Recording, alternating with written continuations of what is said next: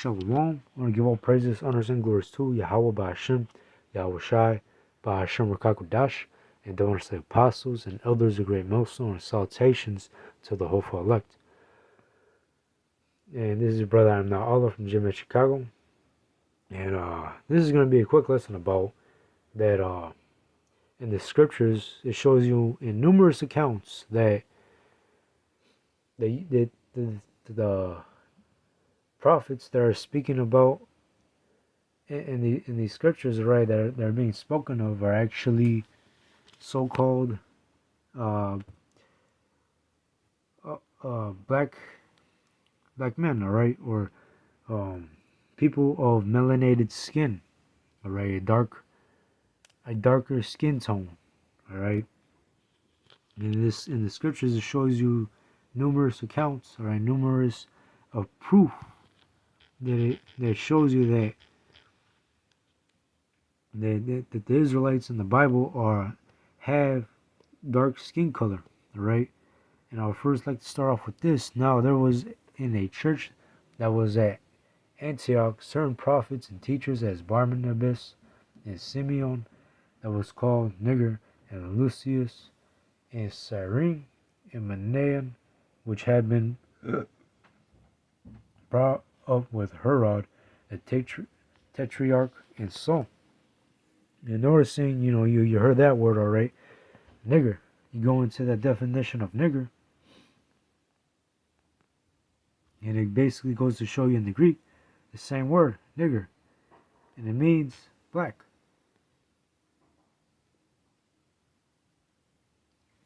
And that's one of proofs that shows you that the prophets in the Bible, right, spoken of, are actually men of melanated skin.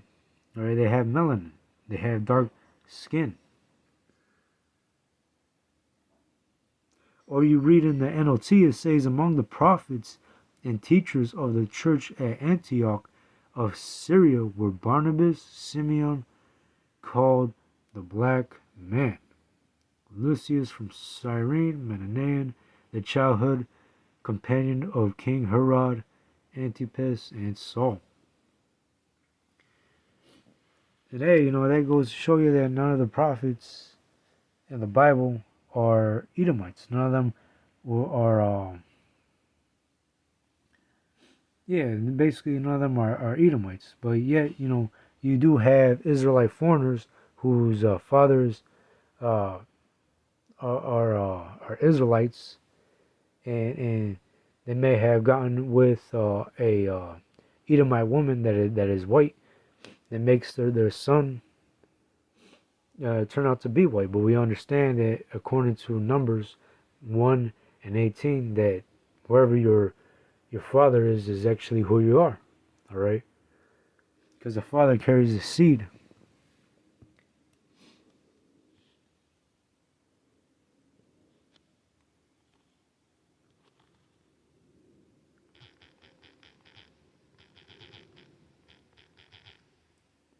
Job 9:24, the earth is given into the hand of the wicked. He covereth the faces of the judges thereof.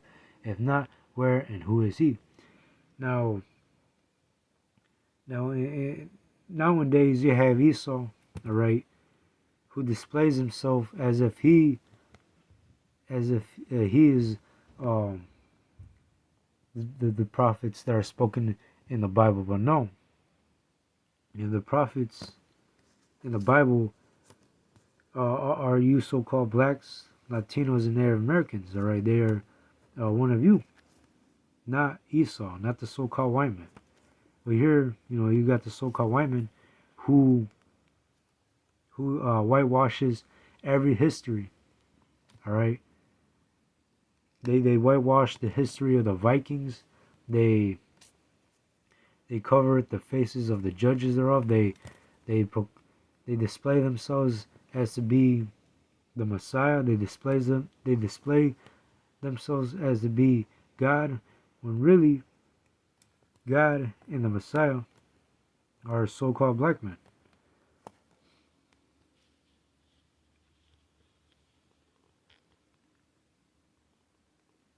Lamentations 4:8. Their visage is blacker than a coal. They are not known in the streets. Their skin cleaveth to their bones. It is withered. It is become like a stick. And this precept right here is specifically talking about Israel. As you read up, it literally tells you about Zion, which is Israel. All right. Nonetheless, the main point is in 8. Noticing it says their visage is blacker than coal. When you look into the word visage, it tells you shape, form, outline, figure, appearance. All right. This is Israel's visage. All right, they're blacker than coal. In NLT, it shows you, but now their faces are blacker than soot. No one recognizes them in the streets. Their skin sticks to their bones. It is as dry and hard as wood.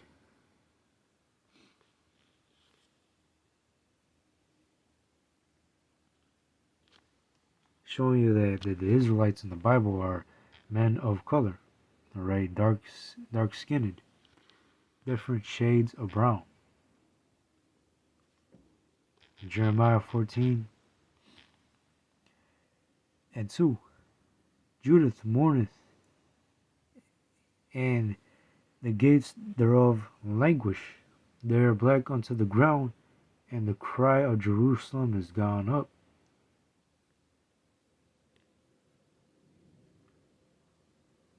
And when you read the part where it says they are black unto the ground, you're thinking about dirt.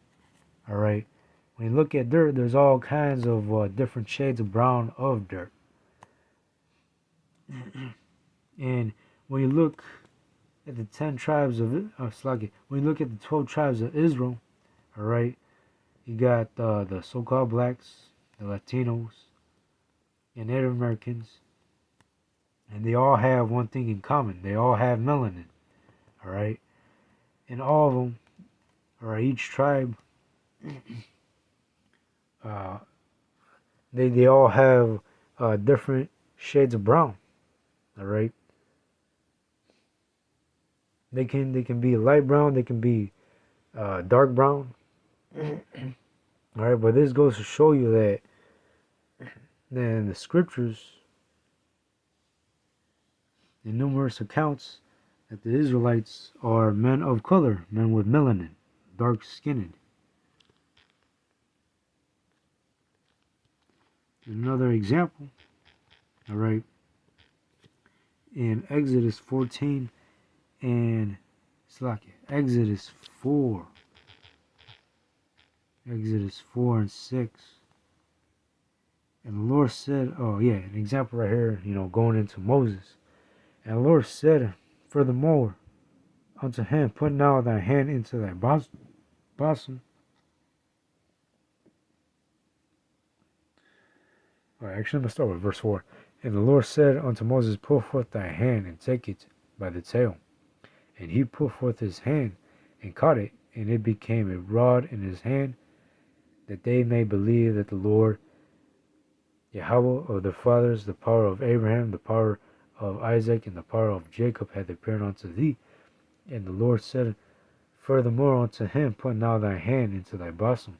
And he put his hand into his bosom, and when he took it out, behold, his hand was leprous as snow. And that goes to show you that Moses, when he put his hand into his bosom and he took it out, his hand was leprous as snow, meaning that his hand was white. When in verse 7 it says, and he said, put thy hand into thy bosom again. And he put his hand into his bosom again, and plucked it out of his bosom, and behold, it was turned again as his other flesh. Showing you that Moses has melanated skin, dark skin. All right. And when you read these scriptures, when you read these numerous accounts about Israel being of a dark-skinned people, you realize that Esau whitewashed most of our history. But that goes to show you that, hey, you so-called Israelites, or you so-called, that that shows you that you Israelites, all right, which is you so-called blacks, Latinos, and Native Americans, all right, that proves to you that you people are the Israelites that are spoken in the scriptures, all right.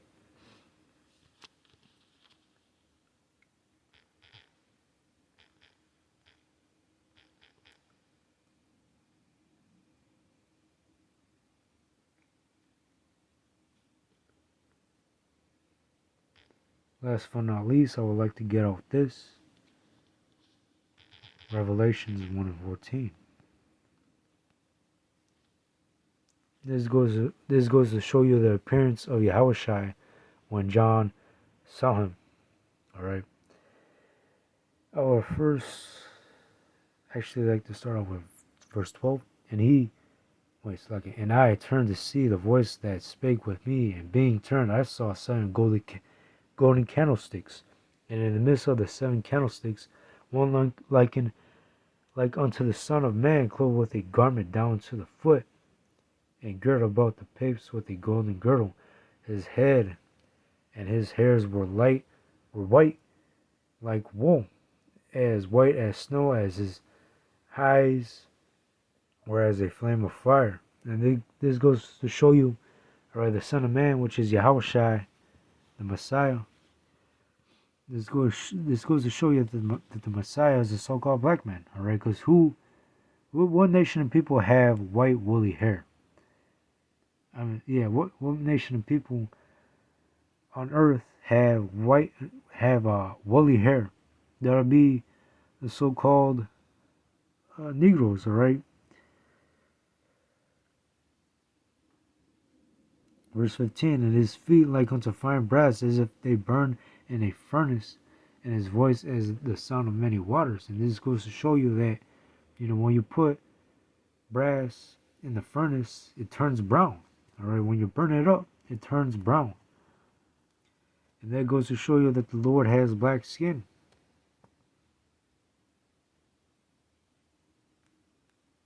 And the Lord had an authoritative voice as well.